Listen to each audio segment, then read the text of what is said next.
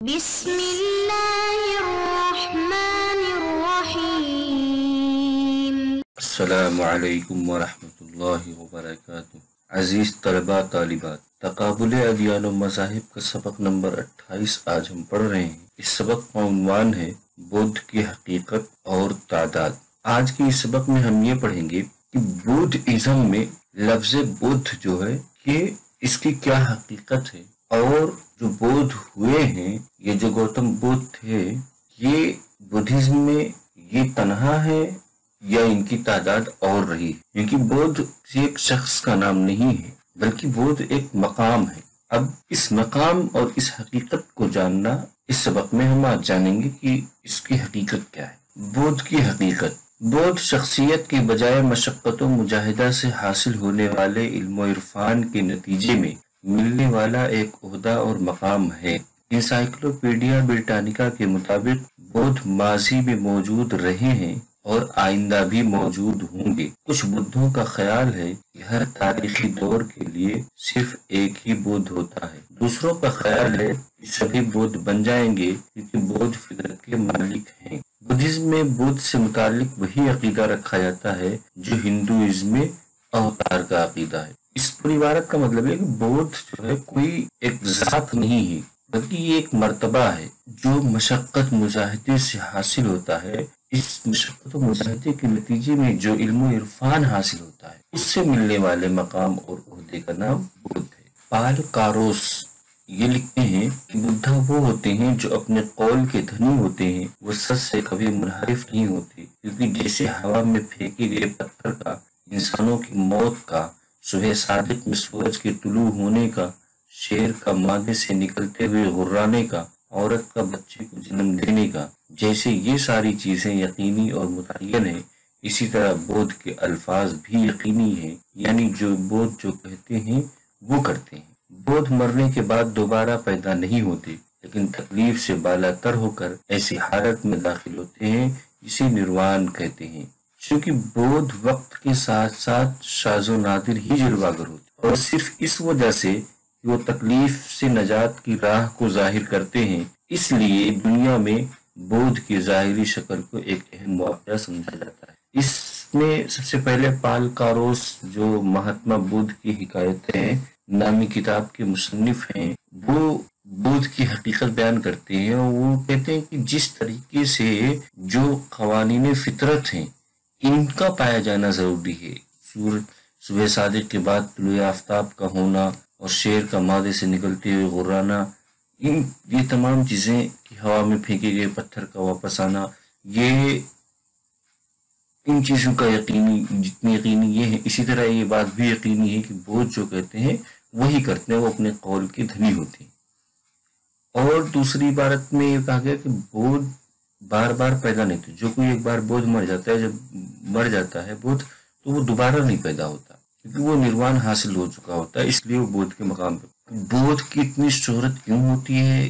کیونکہ وہ بدھ شاذ و نادر ہی وقت کے ساتھ ساتھ جلوگر ہوتے ہیں، اس وجہ سے کہ وہ تکلیف سے نجات کی راہ کو ظاہر کرتے ہیں۔ بدھ کی درجہ بندی: اب اس وقت میں پڑھیں گے کہ بدھ کی جو بدھ ہوتے ہیں ان کی میں کتنے درجے ہوتے ہیں، سب کے مقام ایک ہوتے ہیں یا الگ الگ؟ پروفیسر عماد الحسن آزاد فاروقی کے مطابق بدھزم کے مہایان فرقے میں بدھ کو درجیل 3 درجوں میں تقسیم کیا جاتا ہے۔ پہلا درجہ ہے کہ دنیا میں آنے والے بدھ حقیقی بدھ ہیں، اس کو دیگر ادیان میں الہ یا بھگوان کہا جاتا ہے، ان کو بدھزم کی اصطلاح میں دھرم کائے کہتے ہیں۔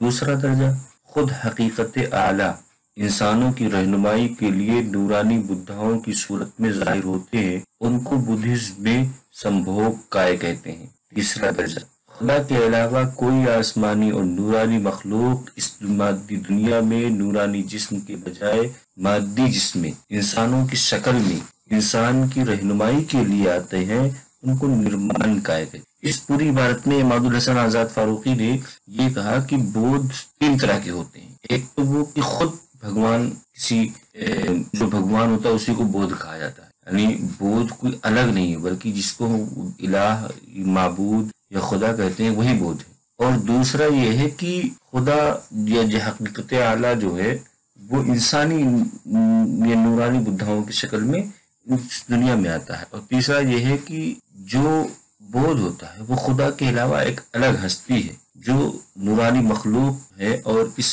مادی جسم کے ساتھ انسانوں کی شکل میں انسان کی رہنمائی کے لیے آتا ہے۔ پھر ان تینوں کے الگ الگ نام ہیں۔ پہلے درجے کو کہتے ہیں دھرم کا ہے، دوسرے درجے کو کہتے ہیں سمبھوگ کا ہے، اور تیسرے درجے کو کہتے ہیں نرمان کا ہے۔ بدھ کی تعداد، مگدھ کے راجہ بمبسار نے یہ خواہش کی تھی کہ اس کے دوران حکومت ہی مقدس بدھا ظہور کرے اور اس کی حکومت میں آئیں۔ چنانچہ گوتم بدھ جب بمبسار گئے تب اس کی یہ خواہش مکمل ہوئی۔ راجہ کی اس خواہش سے پتہ چلتا ہے کہ عہد بعد بدھ پیدا ہوتے رہتے ہیں۔ مہاتما بدھ اپنی مرض المفاد میں اپنے خاص شاگرد آنند کو تسلی دیتے ہوئے کہتے ہیں، نہ تو میں پہلا بدھ ہوں جو اس زمین پر آیا اور نہ آخری، وقت آنے پر ایک دوسرا بدھ پیدا ہوگا، ایک مبارک متبرک شخصیت جسے مکمل عرفان حاصل ہوگا۔ اسی طرح مہاتما بدھ نے اپنے والد راجہ شدھودن سے کہا، میرا تعلق تو پرانے بدھاؤں سے ہے کہ وہ سبھی کھانے کے لیے خیرات مانگ کر کھاتے تھے اور خیرات سے ہی ان کی زندگی چلتی تھی۔ اس میں 3-4 عبارتیں بیان کی گئی ہیں۔ ایک تو مگدھ کے راجہ کا واقعہ بیان کیا گیا ہے کہ اس نے خواہش کی تھی کہ مقدس بدھا ظہور کرے، اس کی سلطنت میں آئے، ان سے ملاقات ہو، اور دوسری یہ کہ رز الاوقات میں آنند کو ان کے اپنے شاگرد آنند کو تسلی دیتے ہوئے گوتم نے جو بات کہی تھی اس میں یہ کہی تھی کہ میں آخری نہ تو پہلا بدھا ہوں نہ آخری بدھا ہوں، میرے بعد بھی لوگ آئیں گے۔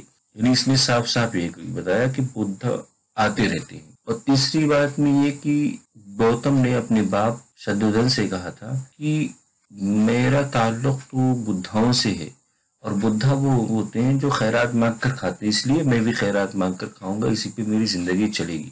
تو ان 3 واقعات سے پتہ چلتا ہے کہ بدھ یہ کوئی آخری بدھا نہیں تھے گوتم بدھ، ان کے علاوہ بھی بدھ ہوتے رہے ہیں اور آئندہ بھی ہوں گے، ان کے بعد بھی کوئی بدھ ہو سکتا ہے۔ انسائکلوپیڈیا بریٹانیکا کے مقالہ نگار لکھتے ہیں، The historical Buddha is regarded as neither the first nor the last Buddha to appear in the world.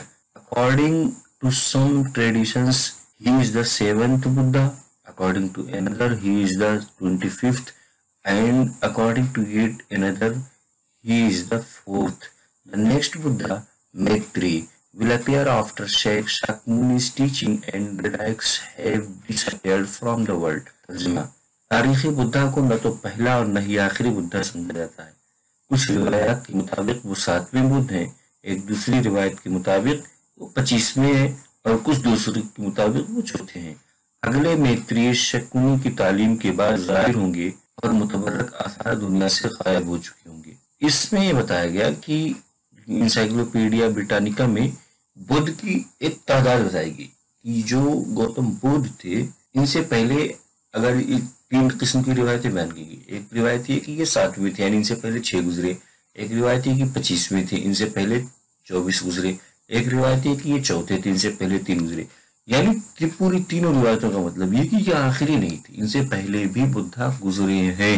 روایتوں میں اختلاف ہے، 3، 4، 7، 4 اور 25، یہ کہ ان سے پہلے 24، 6 یا 3 گزرے ہیں۔ بودھیست یہ ایک اصطلاحی لفظ ہے بدھزم کا۔ کہتے ہیں کہ بودھ کے معنی ہے علم معرفت اور ست کے معنی کوشش کرنے والا۔ چنانچہ نروان کی کوشش کرنے والوں کو بودھی ست کہا جاتا ہے۔ ہر بودھی ست اس بات کی کوشش کرتا ہے کہ اسے وہ علم اور گیان حاصل ہو جائے جس سے وہ نروان کے درجے پر خود بھی پہنچ جائے اور دوسروں کو بھی پہنچا دے، تاکہ جنم مرن کے چکر سے نجات حاصل ہو۔ اسی لیے گوتم بدھ کو جب تک نروان حاصل نہیں ہوا تھا اس وقت تک کہ ان کی زندگی کو بودھی ست سے تعبیر کیا جاتا ہے، نیز اس سے پہلے کے جنموں میں بھی انہیں بودھی ست کہا جاتا تھا۔ مہایان فرقے میں بدھ سے کمتر درجہ بودھی ست کا ہوتا ہے۔ مہایان کے مطابق بودھی ست وہ بزرگ ہستیاں جو اپنی ریاضت و مجاہدے سے نروان حاصل ہونے کی مستحق ہوتے ہیں، مگر انسانی ہمدردی کے جذبے کے تحت انسان کی ہدایت و رہنمائی کے لیے خود کو تیاگ دیتے ہیں اور نروان نہ حاصل کر کے انسان کی ہدایت و رہنمائی کا فریضہ انجام دیتے رہتے ہیں، کیونکہ نروان حاصل ہونے کے بعد اس دنیا میں واپسی نہیں ہوتی۔ اس بودھیست کا مطلب یہ ہے کہ اس میں 2 باتیں، ایک بات تو یہ ایک نارمل سی بات ہے، مہایان فرقے کے علاوہ تمام فرقوں میں بات ہے کہ جو بھی آدمی بدھا بننے کے لیے نروان حاصل کرنے کے لیے کوشش کرتا رہتا ہے وہ بدھ ہے، بودھیست ہے۔ لیکن مہایان نے اس کو خاص کیا، اس کو خاص اس طرح کیا کہ وہ بزرگ ہستیاں जो अपनी रियासत में मुजाहिदे के निर्वाण की मुस्तहिक तो हो चुकी है, लेकिन वो जानबूझ कर निर्वाण इसलिए नहीं हासिल करती ताकि दूसरों को फायदा पहुंचाते रहे, दूसरों को निर्वाण की मंजिल तक पहुंचाते रहे, और वो अगर निर्वाण हासिल कर लेंगे तो वो इस दुनिया में दोबारा नहीं पाएंगे। इसलिए वो निर्वाण हासिल नहीं करते ताकि आइंदा भी दुनिया में आए और आइंदा लोगों की हिदायत और रहनुमाई का काम करे।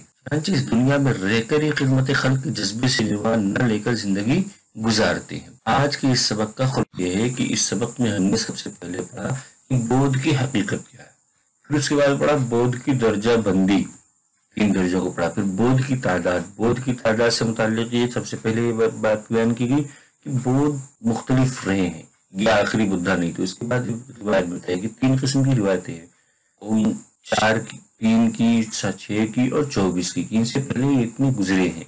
उसके बाद बोधिसत्व एक लफ्जी एक इस्तिलाह के बारे में बहस की गई कि इससे